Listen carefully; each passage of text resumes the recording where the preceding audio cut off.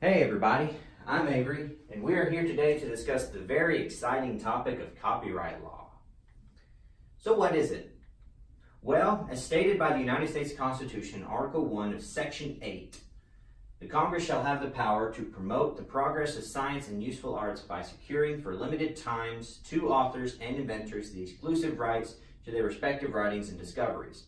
So what this means is that anything you create, you can have a right to keep it, i.e. books, songs and music, or ideas and patents.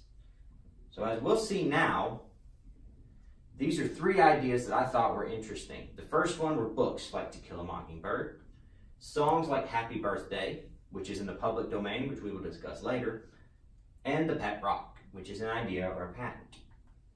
So how was copyright law created? Well, it was created to keep intellectual properties in the hands of their creators. And what I mean by intellectual properties is anything that is entertainment based. It's had a long history of changes, as we will see coming up, starting all the way back in 1790, going until today. And the example I want to give for creation was the Muppets. In 1955, Jim Henson created the Muppets for his television show in Baltimore. He was approached by the producers of Sesame Street after the success of that show, and once Sesame Street took off due to the Muppets' inclusion, Jim Henson got a copyright for the Muppets around 1971. And until his death in 1991, the Muppets were owned by him. Then after his death, they were owned by his family. And in 2004, Disney bought the Muppets. Now Disney is a very good example of copyright because they own quite a few things. Limited but not including Star Wars, the Marvel Comic Universe, and also the Muppets. So what are some of the laws of copyright? Well, it started, like I said, in 1790 with 14 years on any written good, which could have included maps, pamphlets, or books. In 1831, this was revised to 28 years. In 1909, it was renewed again to give you double the life and have it renewed after 28 years, so you could have 14 and 14. In 1976, it was overhauled majorly to give you 75 years or the life of the author plus an extra 50 years. In 1992, the renewal was removed completely, giving any copyright the right to be renewed after 28 years. In 1994, all foreign objects were given U.S. copyright, including films and books with the Euro-Grey-Round Agreements Act. In 1998, the Sonny Bono Law extended any copyright to go to 95 to 120 years or the life of the author plus 70 years, which is in effect today. So continuing on, there are 6 exclusive rights to copyrights you can have according to the United States Copyright Office. The first is reproduction. You need to have the right to reproduce it with the copyright. 2 is derivation, which is any little snippet of anything you can use. For an example, this is quoted by the United States Copyright Office. The third is distribution. You have to have the right to distribute it.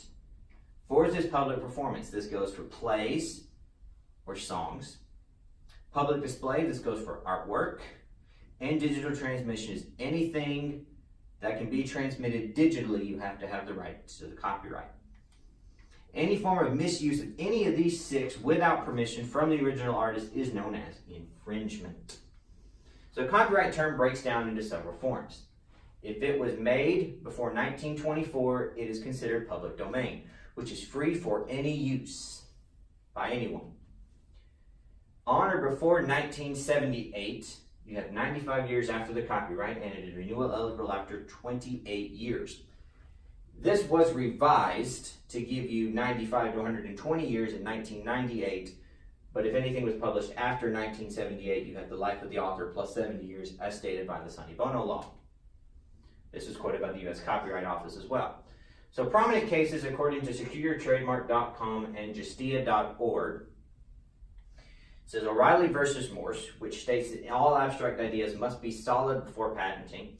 There was an idea for a telegraph that this man O'Reilly had, and Morse argued that since he didn't have a prototype, he couldn't patent the idea. AM Records versus Napster, which involved illegal downloading of MP3 files, which are music files. Bands like Metallica were very much against this, while other bands like Dave Matthews Band were fine with it. But it involved music copyright. And Bowman versus Monsanto. Bowman created a patent, reproduced it, and sold it as their own. Oh wait, no, it was already Monsanto's. So according to the Digital Media Law Project, what is not covered by copyright are slogans, phrases, concepts, or anything in the public domain before 1924 or between 1924 to 1978 without a copyright.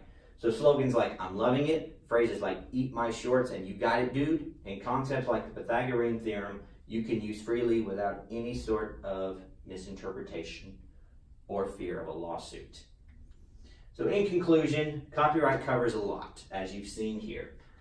It's very tricky, as you can see by my minimalist PowerPoint. There's a lot to cover, and it's very hard to understand all the copyright laws. And it is still a huge issue today, especially in the music industry. So be careful what you do, because somebody may have already done it before. Thanks a lot for listening.